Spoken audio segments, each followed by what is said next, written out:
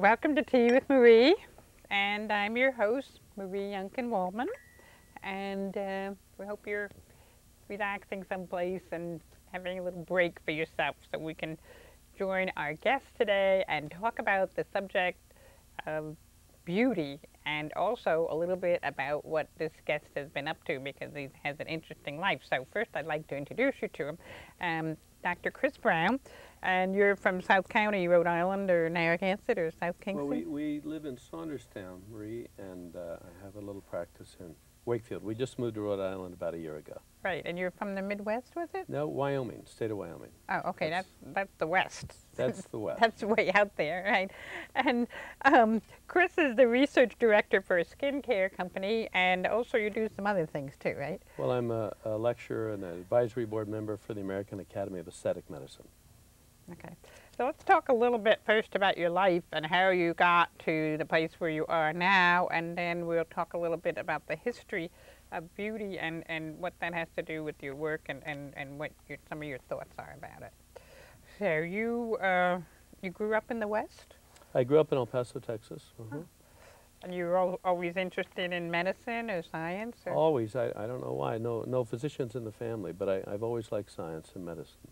And then you went to NIH? Well, I went to Baylor College of Medicine. I did my fellowship and my training at the National Institutes of Health in infectious diseases. Okay.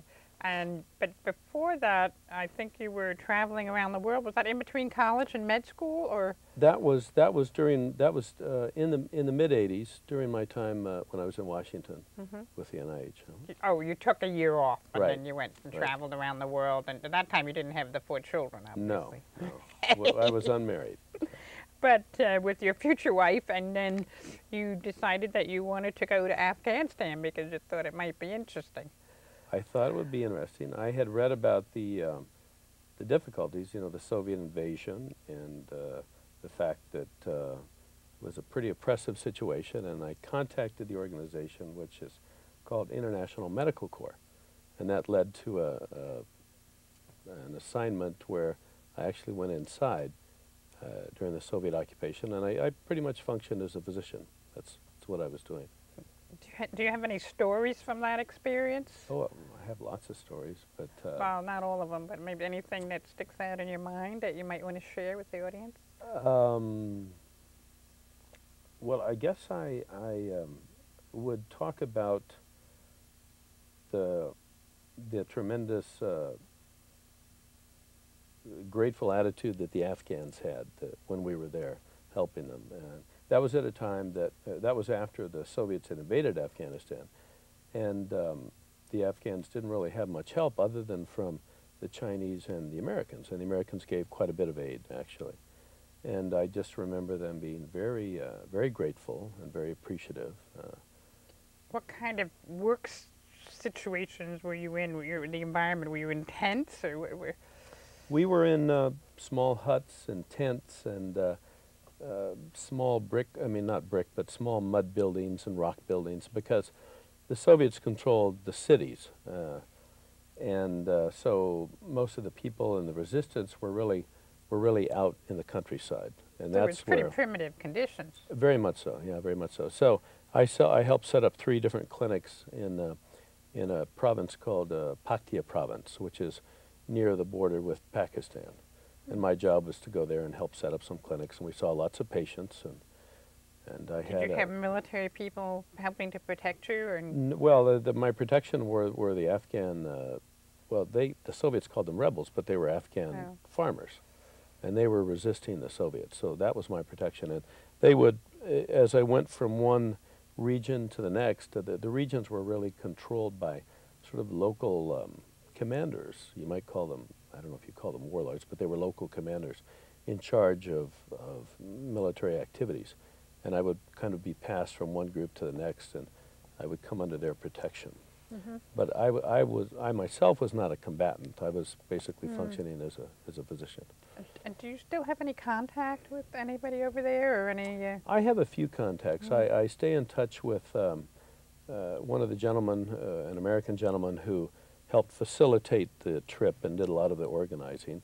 And I follow closely International Medical Corps. It's just a remarkable organization. They've grown quite a bit since that time, and they're very active all over the world.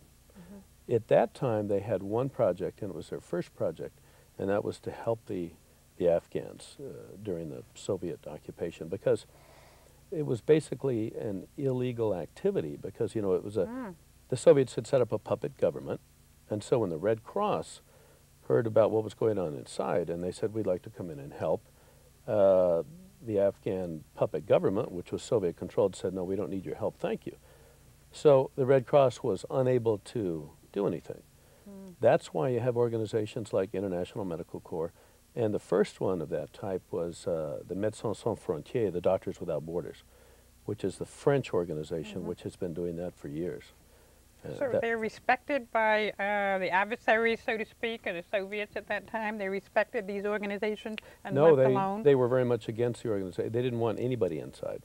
They wanted, you know, because it was assistance to the people they were trying to subjugate. So technically the organizations were inside illegally. So that was a pretty risky thing to do. There was risk, yeah. It was a war zone, basically. It sounds like it was a very admirable thing to do, too. So, of course, it's changed quite a bit over there now, eh? It's a completely different situation. Yeah, amazing. So let's jump back over to after you worked with NIH for a while and the infectious disease specialist, and you were a consultant for some companies.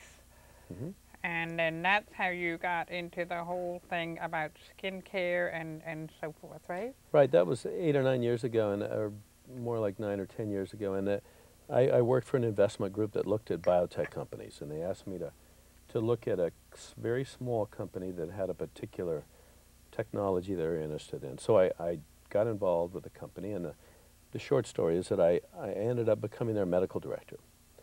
And that was a number of years ago, and then they were involved in helping me basically train in cosmetic medicine.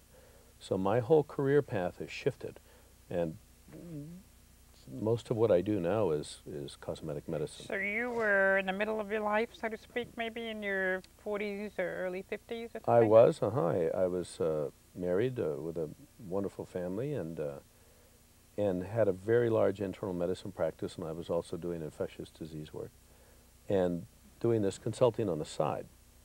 And when you found time, my goodness. Yeah, and I enjoyed the work, and I found it very stimulating. It was something new and different, and so I've kind of transitioned more into that field. Because I've been reading a lot of articles lately about people, mostly women, because they read women's magazines, but anyway, and how they're making these career changes in the middle of their lives, maybe more in tune with their spirit within them or their souls or whatever, and maybe leaving something like hedge funds or something and going into being a trapeze artist or something. I guess Oprah had that on the other day, but the men are doing this kind of thing too, I guess. I think so. Yeah.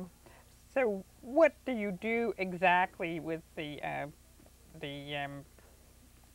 work that you do, the beautification work, or what would you call it specific? Well, my work with the company is involved with helping them to develop new skincare products.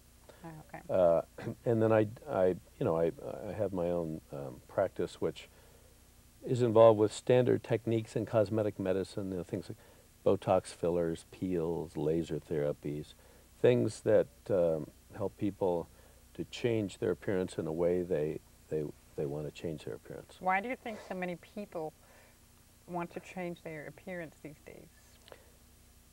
I think because these methods are available, or? I think it's a natural, I think a lot of it is instinctual and much of it is cultural, and I think that aspect of the whole beauty question is really most interesting to me, and I think it has, deep roots. It goes back to ancient Greek thoughts about beauty and the ideal aesthetic.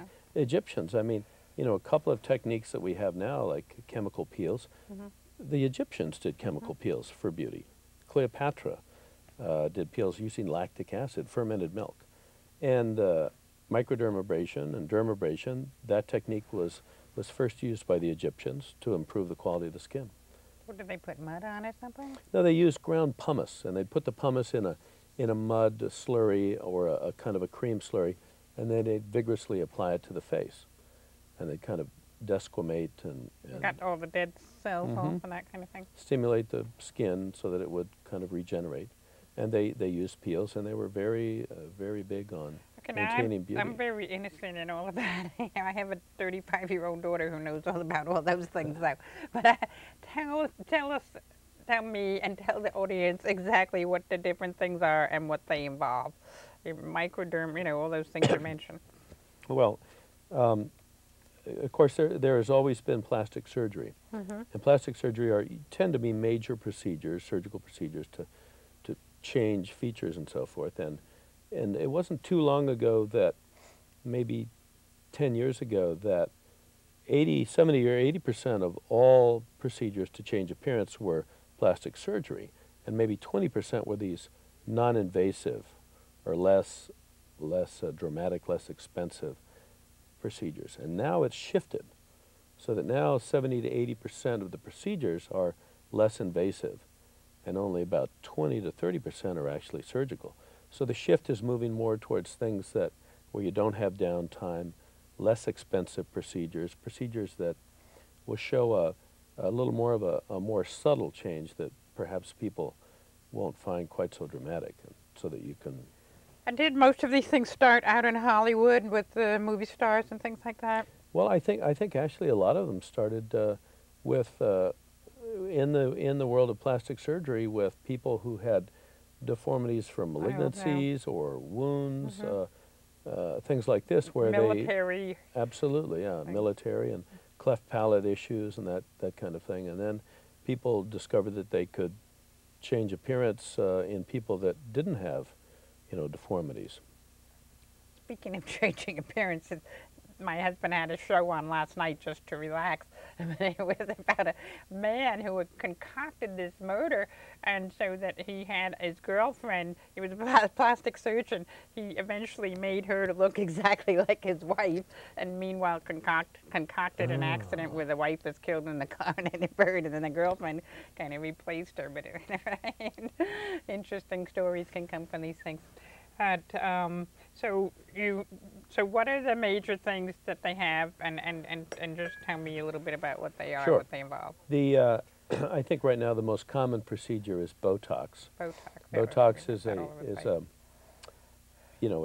it's a product that can partially paralyze muscle, and it was developed very interestingly by a Dr. Carruthers in Canada, and she was an ophthalmologist, or is an ophthalmologist, and she would use Botox to treat the muscles in people that would have discordant gaze, or eyes that would wander and so forth. And she noted that a number of these women that had this treatment would come back to her and they'd say, Dr. Carruthers, I've noticed that my crow feet have diminished or gone away since you've been giving me the Botox. So she picked up on this and actually developed the whole field. So now Botox is used for what we call dynamic wrinkles. Dynamic wrinkles? Dynamic meaning wrinkles that appear with expression. That's what Botox works best for. With expression. Are you talking about like right between the eyes kind of thing? This is called the glabellar area. That's very common. The crow's feet, that's a very common area. Botox is most commonly used for the upper part of the face, less commonly for the lower part of the face. Fillers, whether it's injectable collagen or things like Restylane or Juvederm, are more commonly used for the lower part of the face, because Botox is a little trickier when you're talking